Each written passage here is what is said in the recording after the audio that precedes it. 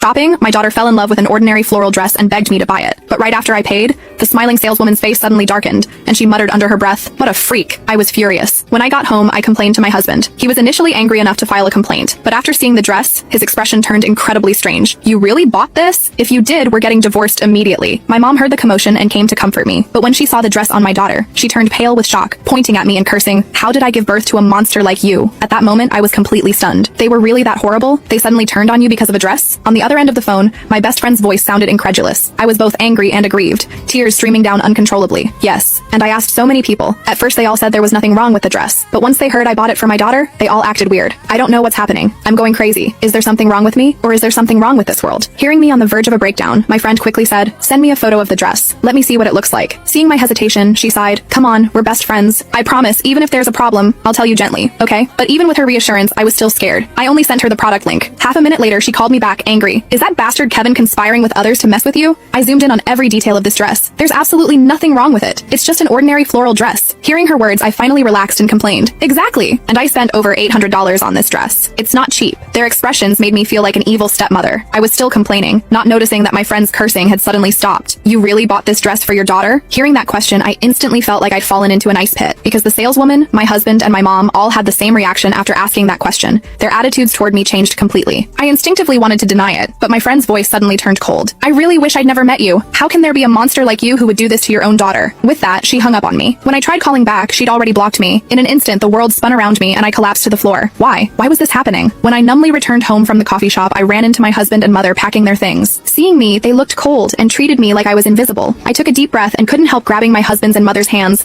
pleading desperately, "Honey, Mom, even if I did something wrong, please just tell me what it is. I really don't understand why everyone's attitude toward me changed because of a dress. Even you, the people closest to me in this world, are treating me this way. I'm begging you, at least give me an answer before you go, okay?" My husband ignored me, coldly shaking off my hand. He tried hard to suppress his anger, but after my repeated pestering, he grabbed my throat and slammed me against the wall, looking like he wanted to strangle me. And my mother, who used to love me most, just watched coldly, not saying a single word in my defense. Only when I was nearly suffocating did my husband suddenly release me, throwing me to the floor like garbage. The way he looked at me, like I was disgusting. "Lily, do you really not understand, or are you just pretending? I think you're rotten to the core. After all, even the most evil people understand that tigers don't eat their cubs. But you don't deserve to be human." My throat felt like it was about to break. But hearing the person I once loved most accuse me like this, I couldn't help defending myself. "Kevin, that's enough. It's just a floral dress. Fine. I'll never buy my daughter dresses again, okay? I really don't understand. Do you have someone else? Are you deliberately setting me up to make me have a mental breakdown?" I spoke without thinking, desperate and helpless. But my husband just sneered contemptuously. "Lily, even if I wanted to harm you, could I really mobilize the entire world to do it? You're the one with a filthy mind,